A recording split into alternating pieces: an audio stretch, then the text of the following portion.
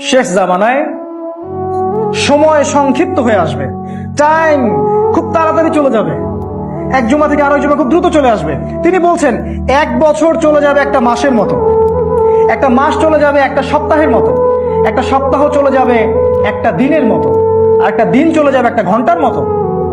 কিভাবে time short হয়ে যাবে? যত বেশি ভূমিকম্প হবে তত বেশি টাইম শর্ট হয়ে যাবে। আর আমরা এই যে চাঁদের ক্যালেন্ডার বাদ দিয়ে পশ্চিমা ক্যালেন্ডার গ্রহণ করেছি, সময়কে আমরা কমিয়ে নিয়ে আসছি। আরো কিভাবে সময় শর্ট হবে? এই যে আজকে দিনকে রাত করা হয়েছে, রাতকে দিন করা হয়েছে। ছেলেরা ঘুমাতে যায় রাত 3টায়, ওঠে 10টা, 11টা, 12টায়। ওদের জন্য দিন হচ্ছে 6 ঘন্টা।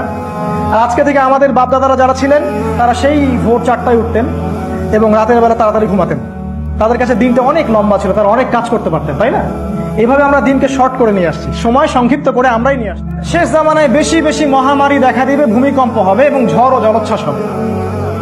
আর আমরা তো এগুলোকে ভয় পাই না, কারণ আমরা এগুলোকে ডিফেন্ড করার ক্ষমতা রাখি, তাই না?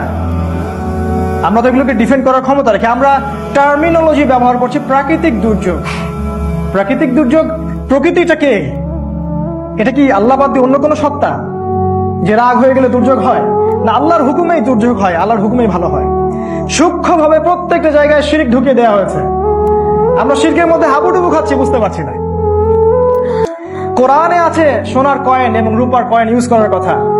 ওয়ার্ল্ড ব্যাংক এবং IMF সোনার কয়েন, রূপার কয়েন ব্যান করে দিয়েছে, ব্যবহার করতে পারবে না। তারা আল্লাহর হালালকে হারাম করে দিয়েছে। আর আল্লাহর হালালকে যে হারাম করে, এটা শিরক। শিরক। কোরআনে অসংখ্য বিধান আছে যেগুলো ইসলামের বিধান, যেমন চোরের হাতকে কাটতে হবে, জেনাকারীকে শাস্তি দিতে হবে, ডাকাতি করলে শাস্তি আছে, খুন করলে আপনার কিসাস আছে। এগুলো আমাদের সমাজ থেকে উঠে গেছে। আল্লাহর হালালকে যে হারাম করে এটা শিরক, আল্লাহর হারামকে যে হালাল করে এটাও শিরক।